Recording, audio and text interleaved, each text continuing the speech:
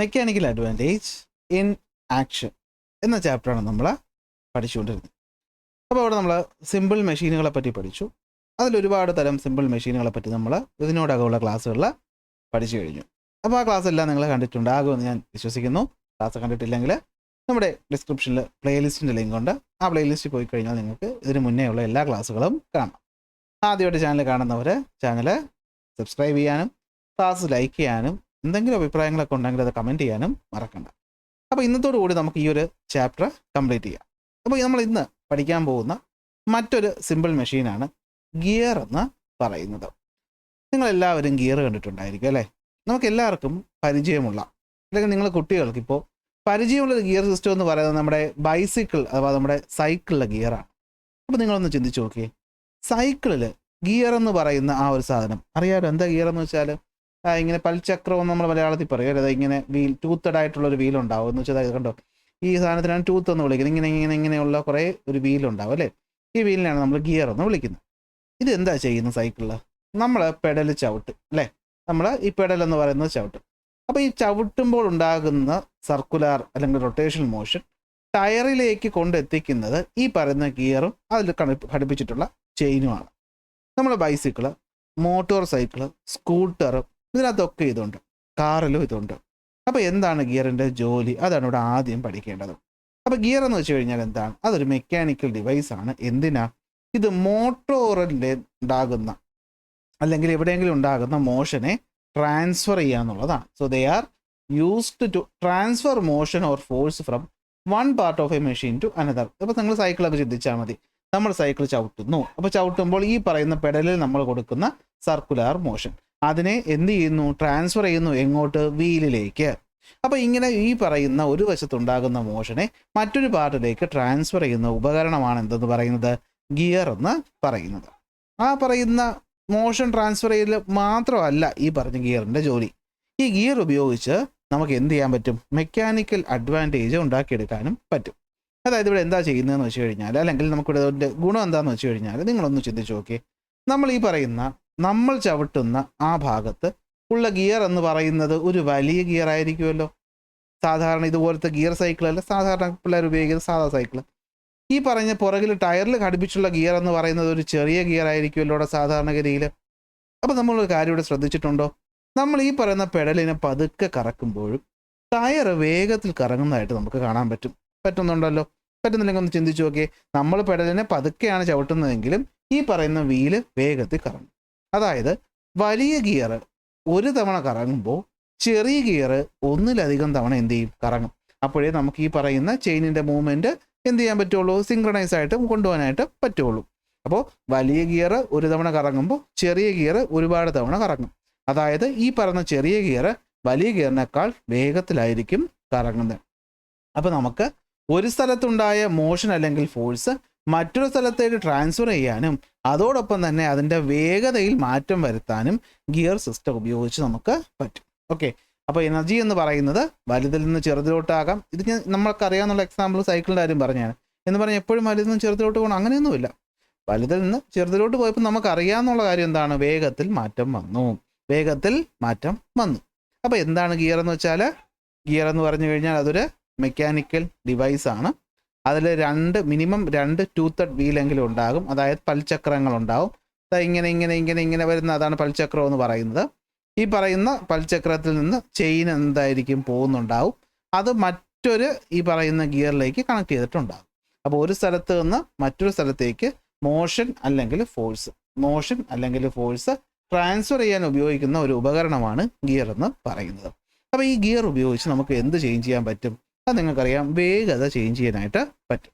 അതിൻ്റെ ഒരു ഉദാഹരണം ഇവിടെ പറഞ്ഞിട്ടുണ്ട്, നമുക്കത് നോക്കാം. ഓക്കെ, മെയിൻ പാർട്ട് എന്ന് വെച്ച് കഴിഞ്ഞാൽ എന്തായിരിക്കും? 2 ഇന്റർലോക്കിംഗ് ടൂത്തഡ് വീൽസ് ആയിരിക്കും.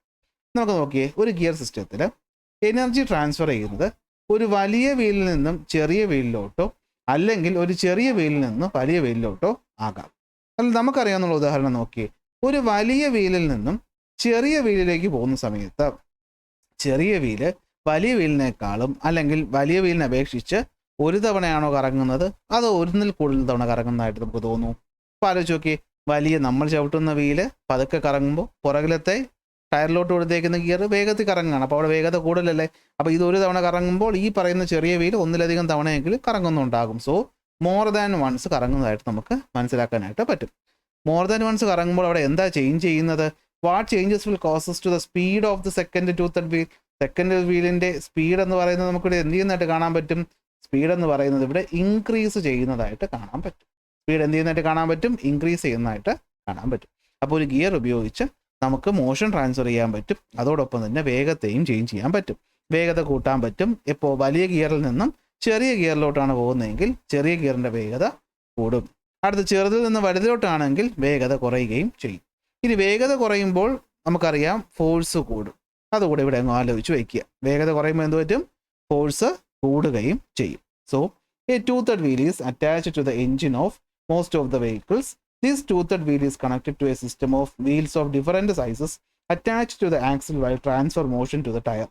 എന്തോ വലിയ സംഭവം പറയുകയാണെങ്കിൽ നിങ്ങൾക്കറിയാം, നിങ്ങൾ ആരും ഇപ്പോൾ വണ്ടി ഓടിച്ച് തുടങ്ങിയിട്ടില്ലെങ്കിലും വണ്ടി ഓടിക്കുമ്പോൾ ഗിയർ മാറ്റുമോ എന്നുള്ള കാര്യം നിങ്ങൾക്ക് അറിയാമല്ലോ അല്ലേ? ഈ ഗിയർ എന്ന് പറഞ്ഞാൽ എന്താ? ഈ സാധനത്തിന് തന്നെ നമ്മളോട് ഗിയർ എന്ന് പറയുന്നത്. നമ്മുടെ എഞ്ചിൻ നമുക്കറിയാമല്ലോ, വണ്ടി സ്റ്റാർട്ട് ചെയ്യുമ്പോൾ നമ്മൾ ഫസ്റ്റ് ഇടും അല്ലെ, കുറച്ച് മൂവ് ചെയ്ത് കഴിയുമ്പോൾ സെക്കൻഡ് ഇടും, തേർഡ് ഇടും, ഫോർത്ത് ഇടും. അപ്പോൾ നമുക്കറിയാം ഓരോ ഗിയർ മാറുന്നതോറും വണ്ടിയുടെ വേഗത കൂടുന്നുണ്ടാകും. അപ്പോൾ വേഗത കൂടുന്നുണ്ട് അല്ലേ? കാരണം എഞ്ചിൻ എപ്പോഴും കറങ്ങുന്നത് ഒരേ വേഗതയിലാണ്. അത് നിങ്ങൾ ആദ്യം മനസ്സിലാക്കുക. ഈ എഞ്ചിൻ എന്ന് പറയുന്ന കറങ്ങുന്നത് എപ്പോഴും എങ്ങനെയായിരിക്കും? ഒരേ വേഗതയിലായിരിക്കും. പക്ഷെ നമുക്ക് ടയറിലോട്ട് എപ്പോഴും ഒരേ വേഗത ആവശ്യമില്ല. ആദ്യം വണ്ടി സ്റ്റാർട്ട് ചെയ്യുമ്പോൾ നമുക്ക് ചെറിയ വേഗത മതി. പക്ഷേ അവിടെ നല്ല രീതിയിൽ ഫോഴ്സ് വേണം. നല്ല രീതിയിൽ ഫോഴ്സ് വേണം, അല്ലെങ്കിൽ നല്ല ടോർക്ക് വേണമെന്ന് പറയും. എന്ത് വേണമെന്ന് പറയും? ടോർക്ക് വേണമെന്ന് പറയും. അപ്പോൾ നമുക്കറിയാം ടോർക്ക് കൂടുമ്പോൾ നമ്മൾ വണ്ടി സ്റ്റാർട്ട് ചെയ്ത് ഫസ്റ്റ് ഇട്ട് വണ്ടി നമ്മൾ പതുക്കെ മൂവ് ചെയ്യുമ്പോൾ നല്ല ബലമുണ്ട്, പക്ഷെ വേഗത കുറവാണ്. അപ്പോൾ വേഗത കുറയുമ്പോൾ ബലം കൂടും. ഞാൻ ഇവിടെ പറഞ്ഞ പോയിന്റ് പിടി കിട്ടിയോ? വേഗത കുറഞ്ഞ് കറങ്ങുമ്പോൾ വേഗത കുറഞ്ഞ ഗിയർ ഇടുമ്പോൾ ടോർക്ക് എന്തായിരിക്കും? ഇവിടെ കൂടുതലായിരിക്കും. So it is understood that to increase the speed of the vehicle the toothed wheel attached to the engine must be connected to the small toothed wheel that help to turn the tyre അല്ലേ? അപ്പോൾ വേഗത കൂട്ടണമെങ്കിൽ എഞ്ചിനിലുള്ളത് വലുതും ടയറിലുള്ളത് ചെറുതും ആക്കണം. വേഗത കുറയ്ക്കണമെങ്കിൽ എഞ്ചിനുള്ളതിനേക്കാൾ വലുതായിരിക്കണം ടയറിൽ ഉണ്ടാവേണ്ടത്. അങ്ങനത്തെ സിസ്റ്റം നമ്മൾ എവിടെയെങ്കിലും ഉപയോഗിക്കാറുണ്ടോ? ഉണ്ട്. Okay. Which wheel is connected to the toothed wheel attached to the engine while going up hills? എന്താ സംഭവം? നമ്മൾ വണ്ടിയൊക്കെ ഓടിക്കുമ്പോഴേ കയറ്റം കയറുമ്പോഴേ നമ്മൾ ഫസ്റ്റ് ഇട്ടാണ് എടുക്കുന്നത് അല്ലേ? പെൺകുട്ടികൾക്ക് ചിലപ്പോൾ ഇതിനെപ്പറ്റി ഐഡിയ ഉണ്ടാകണമെന്നില്ല, ചില ആൺകുട്ടികൾക്ക് ഉണ്ടാവുന്നില്ല. എന്നാലും നിങ്ങൾ കണ്ടിട്ടുണ്ടാവുമല്ലോ അല്ലേ? കയറ്റമൊക്കെ കയറുമ്പോൾ നമ്മൾ വണ്ടി നിർത്തി അല്ലെങ്കിൽ സ്ലോ ചെയ്ത് ഫസ്റ്റ് ഇട്ട് പതുക്കെ ആയിരിക്കും കയറ്റം കയറ്റും. അപ്പോൾ നിങ്ങൾക്ക് എന്ത് മനസ്സിലാക്കാൻ പറ്റും ഈ ലോജിക്ക് വെച്ചിട്ട്? കയറ്റം കയറുമ്പോൾ നമുക്ക് എന്ത് വേണം? വേഗതയല്ല വേണ്ടത്, പകരം എന്ത് വേണം? ടോർക്ക് വേണം. അപ്പോൾ നോക്കിയാൽ while the wheel is connected to the toothed wheel attached to the engine while going up, ഇല്ല വിച്ച് വീൽ എന്തായിരിക്കും? അപ്പോൾ കയറ്റം കയറുന്ന സമയത്ത് എഞ്ചിനിന് എന്ന് പറയുന്നതിലുള്ള എഞ്ചിനുള്ള വീലിനേക്കാളും വലിയ വീലിലായിരിക്കണം കണക്ട് ചെയ്തിരിക്കേണ്ടത്. So when connected to a large toothed wheel the speed of the vehicle will decrease but the efficiency to rotate increase. അതായത് വേഗത, ഈ എഫിഷ്യൻസി തന്നെയാണ് നമ്മളിവിടെ ഫോഴ്സ് എന്നോ അല്ലെങ്കിൽ നമ്മൾ എന്തെന്നോ വിളിക്കുന്നത്? ടോർക്ക് എന്നോ വിളിക്കുന്നത്. അപ്പോൾ ഗിയറിൻ്റെ ഒരു മെക്കാനിസം പിടി കിട്ടിയോ? അപ്പോൾ നോക്കിയേ ഇനി what happens to the speed of the large toothed wheel when energy is transferred from small wheel to large wheel? ചെറിയ വീലിൽ നിന്നും വലിയ വീലിലേക്ക് പോകുമ്പോൾ ഫോഴ്സ് അല്ലെങ്കിൽ എഫിഷ്യൻസി കൂടുമെന്ന് പറഞ്ഞു. വേഗത്തിന് എന്ത് സംഭവിക്കും? വേഗത കുറയും. ഓക്കെ. അപ്പോൾ ഇതാണ് ഗിയറുമായി ബന്ധപ്പെട്ട് പറയേണ്ടത്. അപ്പോൾ ചെറിയ കൺഫ്യൂഷനൊക്കെ വന്നിട്ടുണ്ടാകും, ഞാൻ ഒന്നുകൂടെ പറഞ്ഞുതരാം. അപ്പോൾ എന്താണ് ഗിയർ? ഗിയർ എന്ന് വെച്ചാൽ ഒരു മെക്കാനിക്കൽ ഡിവൈസ് ആണ്. അതെന്തിനാണ് ഉപയോഗിക്കുന്നത്? Transfer of motion or force അല്ലെ, ഫോഴ്സോ അല്ലെങ്കിൽ മോഷനോ ഒരു പാർട്ട് ഓഫ് ദ മെഷീനിൽ നിന്നും മറ്റൊരു പാർട്ടിലേക്ക് ട്രാൻസ്ഫർ ചെയ്യാൻ വേണ്ടിയിട്ടാണ് നമ്മൾ ഗിയർ ഉപയോഗിക്കുന്നത്. അതിൽ ഇൻ്റർലോക്കിംഗ് ആയിട്ടുള്ള ടൂത്തഡ് വീൽസ് ആണ് ഉപയോഗിക്കുന്നത്. ഗിയറിൽ എനർജി ട്രാൻസ്ഫർ ചെയ്യുന്നത് വലിയ വീലിൽ നിന്നും ചെറിയ വീലിലേക്കാണെങ്കിൽ അവിടെ എന്ത് പറ്റും? അല്ല വീലിലോട്ടും ആകാം, അല്ല ചെറുതിൽ നിന്ന് വലുതിലോട്ടും ആകാം. ഇവിടെ നോക്കിയോ, അപ്പോൾ ശ്രദ്ധിക്കുക. വലിയ വീലിൽ നിന്നും ചെറിയ വീലിലോട്ട് ട്രാൻസ്ഫർ ചെയ്യുന്ന സമയത്ത്, വലിയതിൽ നിന്നും ചെറുതിലോട്ട് ട്രാൻസ്ഫർ ചെയ്യുന്ന സമയത്ത് വേഗത കൂടും, ഫോഴ്സ് കുറയും. തിരിച്ച് ചെറുതിൽ നിന്നും വലുതിലോട്ടാണ് കൊടുക്കുന്നതെങ്കിൽ വേഗത കുറയും, ഫോഴ്സ് കൂടും. അപ്പോൾ ഈ വേഗത കുറവ് ഫോഴ്സ് കൂട്ടി ബാലൻസ് ചെയ്യും, വേഗത കൂടുതൽ ഫോഴ്സ് കുറവ് ആക്കിയാണ് ബാലൻസ് ചെയ്യുന്നത്. അങ്ങനെയാണ് നമുക്കിവിടെ അഡ്വാൻറ്റേജ് കിട്ടുന്നത്. അപ്പോൾ ഇവിടെ വേഗത കൂടുന്നു എന്ന് പറയുന്ന അഡ്വാൻറ്റേജ് വരുമ്പോൾ അതനുസരിച്ച് ബലം കുറയും. കാരണം ഇവിടെ വർക്ക് എന്ന് പറയുന്നത് എന്തായിരിക്കും? സെയിം ആയിരിക്കും. കാരണം നമുക്കറിയാലോ സിമ്പിൾ മെഷീൻസിൽ ഒരിക്കലും വർക്ക് ഗെയിൻ ഉണ്ടാവത്തില്ല. കഴിഞ്ഞ ക്ലാസ്സിൽ പറഞ്ഞു വന്ന കാര്യം അല്ലേ, വർക്ക് ഗെയിൻ ഉണ്ടാവത്തില്ല. അപ്പോൾ ഇവിടെ എന്താണ്, ഇവിടെ വേഗത കൂടിയിട്ടുണ്ടെങ്കിൽ അവിടെ ബലം കുറഞ്ഞിട്ടുണ്ട്, അല്ലെങ്കിൽ വേഗത കുറഞ്ഞിട്ടുണ്ടെങ്കിൽ ബലം എന്ത് ചെയ്തിട്ടുണ്ട്? കൂടിയിട്ടുണ്ട്. So when a large toothed wheel rotate once, small wheel എന്ന് പറയുന്നത് എന്ത് ചെയ്യും? മോർ ദാൻ വൺസ് റൊട്ടേറ്റ് ചെയ്യും. അതാണ് inverse ratio of the gear എന്ന് പറയുന്നത്. ഇതനുസരിച്ചാണ് ഇത് പ്രവർത്തിക്കുന്നത്. ഓക്കെ, സ്പീഡ് ഇൻക്രീസ് ചെയ്യുന്നത് കാരണം വീലിലെ ബലം അല്ലെങ്കിൽ ടോർക്ക് എന്ത് ചെയ്യും? കുറയുകയും ചെയ്യും. അതാണ് ഞാനിപ്പോൾ പറഞ്ഞു തന്ന കാര്യം. ഓക്കെ ആണല്ലോ, ഇത് മനസ്സിലാക്കി വയ്ക്കുക. ഓക്കെ, അടുത്ത് സ്പീഡിനുണ്ടാകുന്ന ചേഞ്ച് അല്ലേ. സ്മോൾ വീൽ അല്ലെങ്കിൽ smaller driven gear spins faster than the larger driving gear എന്ന് വെച്ചാൽ എപ്പോഴും വലിയ ഗിയറും ചെറിയ ഗിയറും എടുത്താൽ വലിയ ഗിയർ പതുക്കെ ആയിരിക്കും കറങ്ങുന്നത്, ചെറിയ ഗിയർ വേഗത്തിലായിരിക്കും കറങ്ങുന്നത്. പക്ഷേ വേഗത കൂടുമ്പോൾ എന്ത് പറ്റും? ടോർക്ക് കുറയും. ഓക്കെ, അപ്പോൾ ഇതാണ് പറയുന്നത്. ഇപ്പോൾ വെഹിക്കിൾസിൽ അറിയാമല്ലോ, എൻജിൻസ് ടൂത്തഡ് വീൽ എന്ന് പറയുന്നത് okay connected to small wheel for higher speed or flat road. അതായത് വണ്ടി നേരായിട്ടുള്ള റോഡിൽ കൂടിയാണ് പോകുന്നതെങ്കിൽ എൻജിനിലുള്ളത് വലുതും ടയറിലുള്ളത് ചെറുതുമായിരിക്കും. കയറ്റം കയറുമ്പോൾ എൻജിനിലുള്ള ഗിയറിനേക്കാളും വലിയ ഗിയർ ആയിരിക്കും ഇവിടെ കൊടുത്തിട്ടുള്ളത് വീലിൽ കൊടുത്തിട്ട് ഉണ്ടാകുന്നത്. അപ്പോൾ എന്ത് പറ്റും? കയറ്റം കയറുമ്പോൾ വേഗത കുറയും, പക്ഷെ ടോർക്ക് കൂടും. നേരെ പോകുമ്പോഴത്തേക്കും ടോർക്ക് കുറവായിരിക്കും, പക്ഷെ കറക്കുന്ന വേഗത എന്ത് പറ്റും? കൂടും. ഇനി ലാർജ് വീലിൻ്റെയും സ്മോൾ വീലിൻ്റെയും മാറ്റം നമ്മളിവിടെ മനസ്സിലാക്കി വെക്കണം. വേറൊന്നുമല്ല, നമ്മൾ തിരിച്ചാണ് ഉപയോഗിക്കുന്നതെങ്കിൽ ലാർജ് വീല് ഒരു തവണ കറങ്ങുമ്പോൾ സ്മോൾ വീൽ എന്ത് ചെയ്യും? ഒരുപാട് തവണ കറങ്ങും. തിരിച്ച് ലോവർ സ്പീഡിലാണ് ലാർജ് വീൽ കറങ്ങുന്നത് അല്ലെങ്കിൽ നമ്മുടെ ലാർജ് വീൽ എന്ന് പറയുന്നത് നമുക്ക് എവിടെയാണ് ഉപയോഗിക്കുന്നത്? കയറ്റം കയറുമ്പോഴാണ്. അപ്പോൾ എന്ത് പറ്റും? വേഗത കുറയും, പക്ഷേ ടോർക്ക് കൂടുകയും ചെയ്യും. അപ്പോൾ ഇതാണ് സംഭവം. ഓക്കെ ആണല്ലോ. അപ്പോൾ ഗിയർ എന്ന് വെച്ചാൽ ബലം ട്രാൻസ്ഫർ ചെയ്യാൻ വേണ്ടി ഉപയോഗിക്കുന്നു. ബലം ട്രാൻസ്ഫർ ചെയ്യാൻ വേണ്ടി ഉപയോഗിക്കുമ്പോഴത്തേക്കും എപ്പോഴും ഗിയറിൻ്റെ വലിപ്പം നോക്കണം. വലുതിൽ നിന്ന് ചെറുതിലോട്ട് പോകുമ്പോൾ വേഗത കൂടും, പക്ഷേ ടോർക്ക് അല്ലെങ്കിൽ ബലം കുറയും. ചെറുതിൽ നിന്ന് വലുതിലോട്ട് പോകുമ്പോഴത്തേക്കും വേഗത കുറയും, പക്ഷേ ബലം അല്ലെങ്കിൽ ടോർക്ക് അവിടെ കൂടുകയും ചെയ്യും. ഓക്കെ, സൈക്കിളിൻ്റെ കാര്യം ആലോചിച്ചാൽ സൈക്കിൾ വലുതാണ്, ടയർ ചെറുതാണ്. നമ്മൾ ഒരു തവണ പതുക്കെ കറക്കുമ്പോൾ വേഗത കൂട്ടും. ഇനി ഗിയർ സൈക്കിളുകളിൽ നമുക്കറിയാം, നമ്മൾ എന്ത് റോഡിലൂടെയാണ് പോകുന്നത് അതനുസരിച്ച് നമ്മൾ ഗിയറിനെ ഷിഫ്റ്റ് ചെയ്ത് കൊടുക്കും അല്ലേ. നമ്മൾ നിരന്ന റോഡിൽ കൂടി പോകുമ്പോൾ ഇങ്ങനെ മതിയായിരിക്കും. പക്ഷേ കയറ്റം കയറുമ്പോൾ എന്ത് പറ്റും? നമ്മുടെ ഈ പറയുന്ന വലിയ വീലുണ്ടല്ലോ, ഇതിന് ഏതാണ്ട് മാച്ച് വരുന്ന ഇതിലോട്ടായിരിക്കും നമ്മൾ പിടിച്ചു കൊടുക്കുന്നത്. അപ്പോൾ എന്ത് പറ്റും? അതനുസരിച്ചുള്ള അഡ്വാൻറ്റേജ് ഉണ്ടാകും. അപ്പോൾ ഇതാണ് ഗിയർ സിസ്റ്റം. ഓക്കെ, നെക്സ്റ്റ് വരുന്നത് മറ്റൊരു സിമ്പിൾ മെഷീനാണ്. അതിൻ്റെ പേരാണ് ഇൻക്ലൈൻഡ് പ്ലെയിൻസ്. അതായത് ഇൻക്ലൈൻഡ് പ്ലെയിനുകൾ നമ്മൾ എന്തിനുപയോഗിക്കുന്നു? അപ്പോൾ ഇവിടെ നിങ്ങൾ മനസ്സിലാക്കേണ്ട ഒരു കാര്യം നോക്കടാ, നമ്മൾ ഒരു ഉയർന്ന സ്ഥലം, ഓക്കെ, ഇവിടെ നിന്നും ഒരു വസ്തുവിനെ നമ്മൾ ഉയർത്തിയെടുത്ത് ഇങ്ങോട്ട് വയ്ക്കാൻ വേണ്ടി നമ്മൾ ചെയ്യുന്ന വർക്ക് എന്ന് പറഞ്ഞു കഴിഞ്ഞാൽ നമുക്കറിയാം അത് ഫോഴ്സ് ഇൻറ്റു ഹൈറ്റ് ആയിരിക്കും. ഫോഴ്സ് ഇൻറ്റു ഹൈറ്റ് ആയിരിക്കും ആണല്ലോ. ഫോഴ്സ് ഇൻറ്റു ഹൈറ്റ് ആയിരിക്കും. ഇനി ഇതേ വസ്തുവിനെ നമുക്കൊരു ഇൻക്ലൈൻഡ് പ്ലെയിനിലൂടെ ഉരുട്ടിക്കയറ്റണം. അപ്പോൾ ഉരുട്ടിക്കയറ്റാൻ നമ്മളാണ് അങ്ങോട്ട് എഫേർട്ട് കൊടുക്കുന്നത്. സഞ്ചരിച്ച ദൂരം എന്ന് പറയുന്നത് സ്മോൾ എല്ലാണെങ്കിൽ ഇവിടെ നമ്മൾ കൊടുക്കുന്ന വർക്ക് എന്ന് വെച്ചാൽ എന്തായിരിക്കും? അത് എഫേർട്ട് ഇൻറ്റു ലെങ്ത് ആയിരിക്കും. ആണോ അല്ലേ? അത് എഫേർട്ട് ഇൻറ്റു ലെങ്ത് ആയിരിക്കും. അപ്പോൾ ഇതാണ് സംഭവം എന്ന് പറയുന്നത്. നിങ്ങൾക്കറിയാം, ഞാനൊരു സിമ്പിൾ എക്സാമ്പിൾ ഒരു ടെക്സ്റ്റ് ബുക്കിൽ തന്നെ പറയുന്ന കാര്യമില്ല. മരത്തിലൊക്കെ ഇതുപോലെ വെഡ്ജ് അല്ലെങ്കിൽ ഇപ്പോൾ വെഡ്ജ് എന്ന് പറയാൻ പറ്റത്തില്ല, ഇൻക്ലൈൻഡ് പ്ലെയിൻ വെച്ചിട്ട് ഇതുവഴിയാണ് നമ്മൾ എന്ത് ചെയ്യുന്നത്? തടിയെ ഉരുട്ടി കയറ്റുന്നത്. അങ്ങനെ നമ്മൾ തടിയെ ഉരുട്ടി കയറ്റുന്ന സമയത്ത് നമുക്ക് തന്നെ അറിയാം, നമുക്ക് ചെറിയ ബലം, പൊക്കി കയറ്റുന്നതിനേക്കാൾ ചെറിയ ബലം കൊടുത്താൽ മതിയാകും. അപ്പോൾ ഇവിടെ എന്തുണ്ട്? നമ്മളുടെ എഫേർട്ട് കുറയുന്നുണ്ടെങ്കിൽ അവിടെ ഉറപ്പായിട്ടും മെക്കാനിക്കൽ അഡ്വാൻറ്റേജും ഉണ്ട്. ഇതാ ഇവിടുത്തെ കേസ് നോക്കി നമ്മൾ എക്സാമ്പിൾ പറയാനായിട്ട് പോവുകയാണ്. അപ്പോൾ എന്താണ് ഈ പറയുന്ന ഇൻക്ലൈൻഡ് പ്ലെയിൻ്റെ പ്രത്യേകത എന്ന് വെച്ച് കഴിഞ്ഞാൽ, ഇൻക്ലൈൻഡ് പ്ലെയിൻ ഉപയോഗിച്ച് നമുക്ക് നമ്മുടെ എഫേർട്ടിനെ കുറയ്ക്കാനായിട്ട് പറ്റും. പക്ഷേ എഫേർട്ട് കുറയുമ്പോൾ നമ്മൾ സഞ്ചരിക്കേണ്ട ദൂരം ഇവിടെ എന്ത് ചെയ്യുന്നുണ്ട്? കൂടുന്നുണ്ട്. ഒരു ചെറിയ എക്സാമ്പിൾ വേണമെങ്കിൽ ഞാൻ പറയുകയാണെങ്കിൽ, നമുക്കിവിടെ ഒരു വസ്തുവിനെ എടുത്ത് മുകളിലോട്ട് വയ്ക്കണം. അപ്പോൾ തൽക്കാലം നമുക്കിവിടെ കൊടുക്കുന്ന ഫോഴ്സിന് ലോഡെന്ന് വിളിക്കാം. കുഴപ്പമില്ലല്ലോ, കാരണം ഈ പറയുന്ന ലോഡിനാണല്ലോ നമ്മൾ ലിഫ്റ്റ് ചെയ്യുന്നത്. ഇവിടെ നമ്മൾ ലോഡ് എഫേർട്ട് എന്നാണല്ലോ പറയുന്നത്. അപ്പോൾ ലോഡിനെ ഇത്രയും ഹൈറ്റിൽ കൊണ്ടുപോകാൻ ചെയ്യേണ്ട വർക്ക് L/H. അതേ ലോഡിനെ ഇത്രയും ദൂരം ഉരുട്ടിക്കൊണ്ട് പോകാൻ വേണ്ടി നമ്മൾ കൊടുക്കുന്ന എഫേർട്ട് എന്ന് പറയുന്നത് എന്താണ്? Effort into length. ഇത് രണ്ടും തുല്യമായിരിക്കും. കാരണം സിമ്പിൾ മെഷീനുകൾ ഉപയോഗിക്കുമ്പോൾ ഒരിക്കലും വർക്കിന് മാറ്റം ഉണ്ടാകുന്നില്ല. അപ്പോൾ നമുക്ക് എഴുതിക്കൂടെ? എന്തെഴുതാം? നോക്കിയിടാം. ഈ പറയുന്ന നമ്മൾ കൊടുക്കുന്ന വർക്ക് എഫേർട്ട് ഇൻറ്റു ലെങ്ത് എന്ന് പറയുന്നതും നമ്മൾ ഈ പറയുന്ന ലോഡ് ലിഫ്റ്റ് ചെയ്യാൻ ഉപയോഗിച്ച വർക്ക് ലോഡ് ഇൻറ്റു ഹൈറ്റ് എന്ന് പറയുന്നതും തുല്യമല്ലേ? തുല്യമായിരിക്കത്തില്ലേ? കാരണം എന്താണ്, സിമ്പിൾ മെഷീൻസ് ഉപയോഗിക്കുമ്പോൾ അവിടെ എന്തില്ല, അവിടെ വർക്കിന് മാറ്റമൊന്നുമില്ല, വർക്കിന് നോ ചേഞ്ച് ആണ് അല്ലേ? വർക്കിന് അവിടെ എന്തില്ല, മാറ്റമൊന്നും തന്നെ ഇല്ല. അപ്പോൾ വർക്കിന് മാറ്റമില്ല എങ്കിൽ രണ്ടിടത്തെയും ചെയ്ത വർക്ക് തുല്യമായിരിക്കും. അതായത് ഞാൻ ഇവിടുന്ന് എടുത്ത് പൊക്കി വയ്ക്കാനെടുത്ത വർക്കും ഇവിടുന്ന് തള്ളിക്കൊണ്ട് വരാനെടുത്ത വർക്കും തുല്യമായിരിക്കും. പിന്നെ അവിടെ എന്താ മാറിയത്, ദൂരത്തിനാണ് മാറ്റം വന്നത് അല്ലേ? ഇവിടെ കുറച്ച് ദൂരം പൊക്കി വെച്ചാൽ മതി, ഇവിടെ കൂടുതൽ ദൂരം പൊക്കി വെച്ചാൽ മതി. പക്ഷേ കൂടുതൽ ദൂരം പൊക്കുമ്പോൾ നമുക്ക് കൊടുക്കേണ്ട ആയാസം കുറഞ്ഞു കിട്ടും. അപ്പോൾ നമുക്കിവിടെ മെക്കാനിക്കൽ അഡ്വാൻറ്റേജ് ഒന്ന് കണ്ടുപിടിച്ചാലോ? നമുക്കറിയാം മെക്കാനിക്കൽ അഡ്വാൻറ്റേജിന് കണ്ടുപിടിക്കാനുള്ള ഫോർമുല എന്താണ്?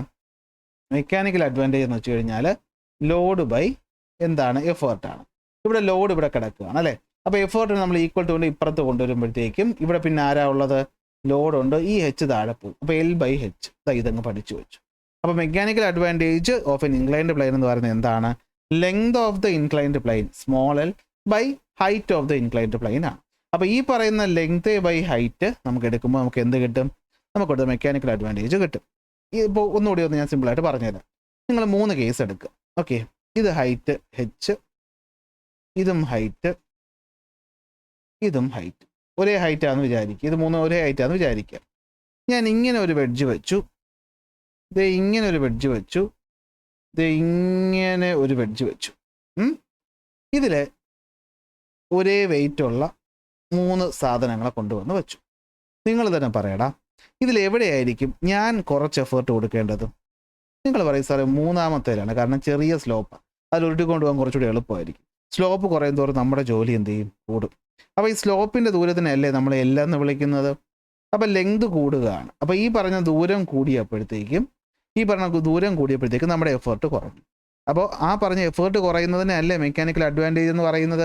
അപ്പോൾ മെക്കാനിക്കൽ അഡ്വാൻറ്റേജ് കണ്ടുപിടിക്കുക എന്ത് ചെയ്താൽ മതി, ഹൈറ്റുമായിട്ട് ഈ പറയുന്ന ലെങ്ത്തിനെ താരതമ്യം ചെയ്താൽ മതി. താരതമ്യം ചെയ്യാനാണ് നമ്മൾ എന്ത് ചെയ്യുന്നത്, എൽ ബൈ എച്ച് എടുക്കുന്നത്. സോ അവിടെ മെക്കാനിക്കൽ അഡ്വാൻറ്റേജ് എന്ന് വെച്ച് കഴിഞ്ഞാൽ എന്തായിരിക്കും, length of the inclined plane by height.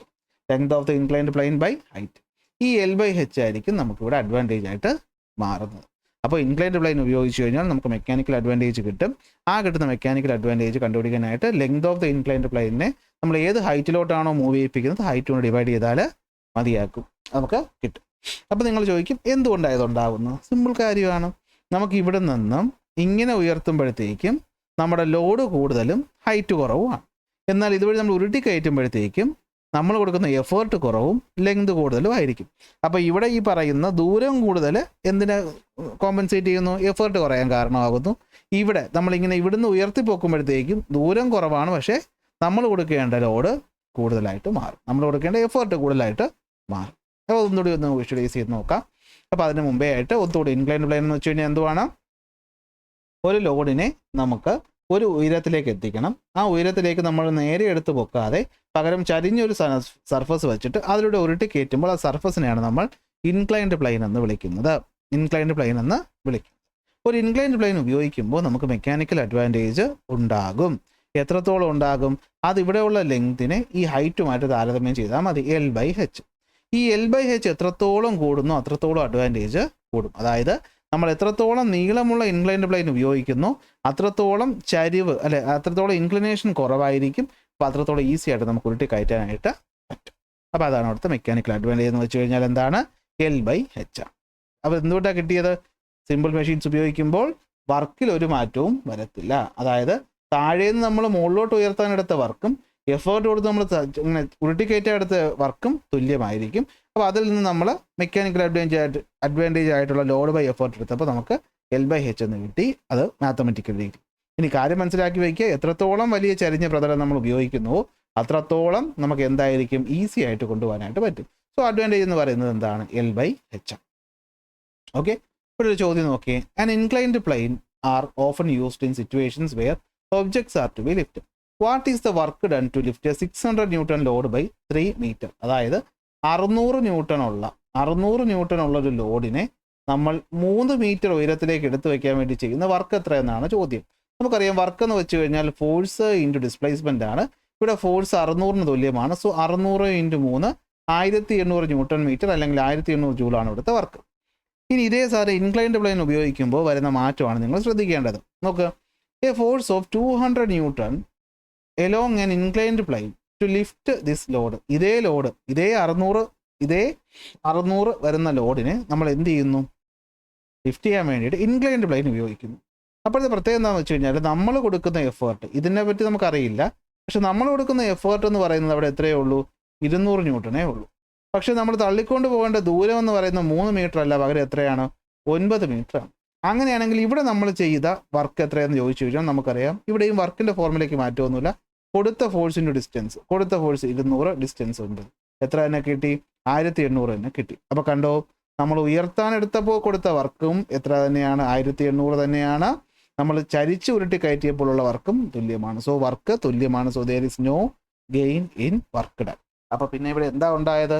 ആദ്യം നമ്മൾ 600 ന്യൂട്ടൺ കൊടുക്കേണ്ടി വന്നു, രണ്ടാമത് നമ്മൾ 200 ന്യൂട്ടൺ കൊടുക്കേണ്ടി വന്നു. എന്തുകൊണ്ട്? ഇവിടെ ഉള്ള ദൂരത്തിൻ്റെ 3 മടങ്ങ് ദൂരം നമുക്കിവിടെ അഡീഷണലി മൂവ് ചെയ്യിപ്പിക്കേണ്ടി വന്നു. അപ്പോൾ ഈ 3 മടങ്ങ് ദൂരം അഡീഷണലി മൂവ് ചെയ്യേണ്ടി വന്നപ്പോഴത്തേക്കും നമുക്ക് അവിടെ ഉണ്ടായിരുന്ന ലോഡ് 3 മടങ്ങ് കുറഞ്ഞു കിട്ടി. അപ്പോൾ ഇതാണ് സംഭവം എന്ന് പറയുന്നത്. സോ ഇങ്ങനെയാണ് നമുക്ക് മെക്കാനിക്കൽ അഡ്വാൻറ്റേജ് ഇൻക്ലൈൻഡ് പ്ലെയിനിൽ പ്രവർത്തിക്കുന്നത്. ഓക്കെ അല്ലേ? ഇത് നമ്മുടെ നിത്യജീവിതത്തിൽ നമുക്ക് കാണാൻ പറ്റും. എവിടെയാണ്? നമ്മൾക്ക് കയറ്റം കയറണം, ഒരു വലിയ മൗണ്ടൻ്റെ മുകളിൽ കയറണം അല്ലേ? നമുക്ക് നിങ്ങൾ ശ്രദ്ധിച്ചിട്ടുണ്ടായിരിക്കും, നമ്മൾ മൂന്നാറോ അല്ലെങ്കിൽ ഏതെങ്കിലും ഹിൽ റേഞ്ചിൽ പോകുമ്പോൾ നമ്മൾ ഇങ്ങനെ ഹെയർ പിന്നുകൾ കയറിയാണ് പോകുന്നത് അല്ലേ? എന്തുകൊണ്ട് ഹെയർ പിൻ കയറി പോകുന്നത്? നേരെ അങ്ങ് ഒരു റോഡ് വെട്ടി വെച്ചാൽ പോരെയെന്ന് പലപ്പോഴും നിങ്ങൾക്ക് തോന്നിയിട്ടില്ലേ? അപ്പോൾ എന്തുകൊണ്ടായിരിക്കും അത്? ഇത് തന്നെയാണ് കാരണം. നേരെ ഒരു കയറ്റം കയറുമ്പോഴത്തേക്കും അവിടുത്തെ സ്ലോപ്പ് എന്ന് പറയുന്നത് കൂടുതലാണ്. സ്ലോപ്പ് കൂടുമ്പോൾ നമുക്ക് അവിടുത്തെ എഫേർട്ടും കൂടുതലാവും. അപ്പോൾ സ്ലോപ്പ് നമ്മൾ കുറയ്ക്കണം, അവർ ഡിസ്റ്റൻസ് കൂട്ടണം. അപ്പോൾ അതിനുവേണ്ടി നമുക്ക് എന്ത് ചെയ്യും? മലയല്ലേ, ഒറ്റയടിക്ക് ഇങ്ങനെ വെട്ടാൻ പറ്റുമില്ല.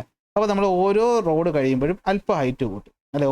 ഓരോ റോഡ് കഴിയുമ്പോഴും അല്പം ഹൈറ്റ് കൂട്ടും, എന്നിട്ട് അല്പം ഹൈറ്റ് കൂട്ടും, എന്നിട്ട് അല്പം ഹൈറ്റ് കൂട്ടും, എന്നിട്ട് അല്പം ഹൈറ്റ് കൂട്ടും. അപ്പോൾ മൊത്തത്തിൽ ഈ പറയുന്ന ഹൈറ്റ് നമുക്ക് ദൂരം കൂട്ടി കവർ ചെയ്യാൻ പറ്റും.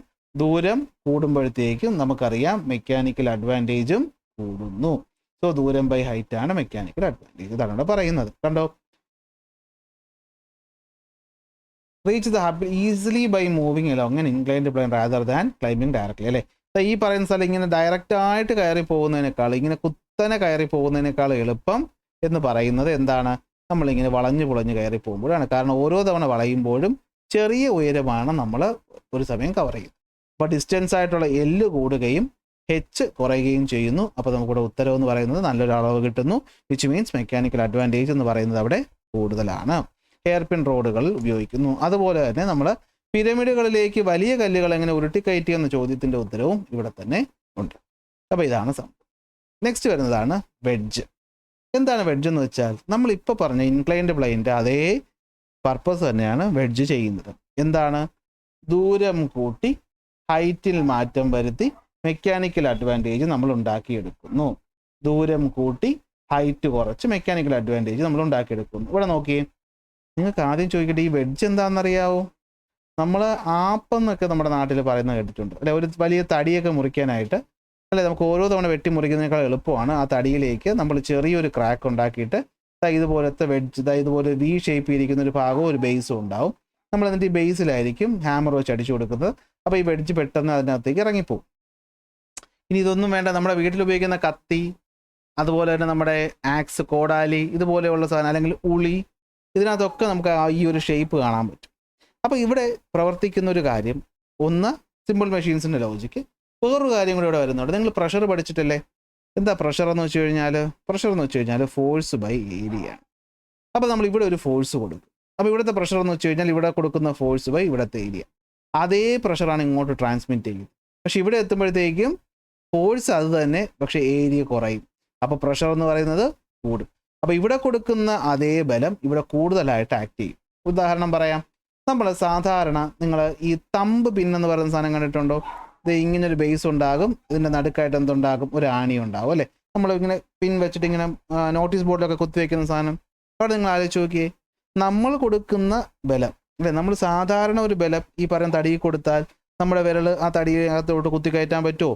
അതൊക്കെ സാധാരണ ഒരു പേന എടുത്ത് വെച്ച് നമ്മളിവിടെ ഒരു പ്രസ് കൊടുത്താൽ ഈ പറയുന്ന അകത്ത് കയറി പോവുമോ? ഇല്ലല്ലോ. പക്ഷെ തമ്പിൻ ഉപയോഗിക്കുമ്പോൾ പറ്റും. എന്തുകൊണ്ടാണ്? ഇവിടെ നമുക്ക് ഏരിയ കൂടുതൽ, ഇവിടെ ഏരിയ കുറവ്. അപ്പോൾ നമ്മൾ ഇവിടെ കൊടുക്കുന്ന ഫോഴ്സ് എന്ന് പറയുന്നത് ഇങ്ങോട്ട് ട്രാൻസ്മിറ്റ് ചെയ്ത് വരുമ്പോഴത്തേക്കും ഏരിയ കുറവായതുകൊണ്ട് പ്രഷർ എന്ന് വെച്ചാൽ എന്താണ്, ഫോഴ്സ് ബൈ ഏരിയ ആണ്. സോ ഏരിയ കുറവായതുകൊണ്ട് ഫോഴ്സ് കൂടുതലായിട്ട് തോന്നും, പ്രഷർ ഇവിടെ കൂടുതലായിരിക്കും.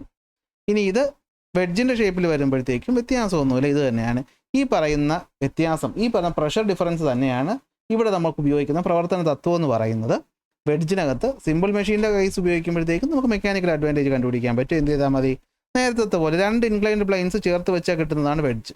അത്രേ ഉള്ളൂ. 2 ഇൻക്ലൈൻഡ് പ്ലെയിൻസ് ചേർത്ത് വെച്ചാൽ കിട്ടുന്നതാണ് എന്ത്, വെഡ്ജ് എന്ന് പറയുന്നത്. ഇവിടെ മെക്കാനിക്കൽ അഡ്വാൻറ്റേജ് എങ്ങനെയാണ് കണ്ടുപിടിക്കുന്നത്, ഈ L/H തന്നെയാണ്. കണ്ടോ, L/H തന്നെയാണ്. ഇവിടെ 3 എണ്ണത്തിൽ ആർക്കായിരിക്കും മെക്കാനിക്കൽ അഡ്വാൻറ്റേജ് കൂടുതലെന്ന് ചോദിച്ചാൽ നിങ്ങൾ പറയും, അല്ലെങ്കിൽ ഈ 3 സാധനവും ഇവിടെ ഈ തടിയെ നമ്മൾ ഇങ്ങനെ സ്പ്ലിറ്റ് ചെയ്യാൻ വേണ്ടി ഉപയോഗിച്ചാൽ എവിടെയായിരിക്കും നമുക്ക് ഏറ്റവും സിമ്പിളായിട്ട് കാര്യം ചെയ്യാൻ പറ്റുന്നത്, ഈ വെഡ്ജ് ഉപയോഗിക്കുമ്പോഴായിരിക്കും. കാരണം ഇവിടെ ലെങ്ത് കൂടുതലാണ്, ഹൈറ്റ് കുറവാണ്. അപ്പോൾ ഇവിടെ മെക്കാനിക്കൽ അഡ്വാൻറ്റേജ് എന്ന് പറയുന്നത് എന്തായിരിക്കും, കൂടുതലായിരിക്കും. So wedge is a double inclined plain.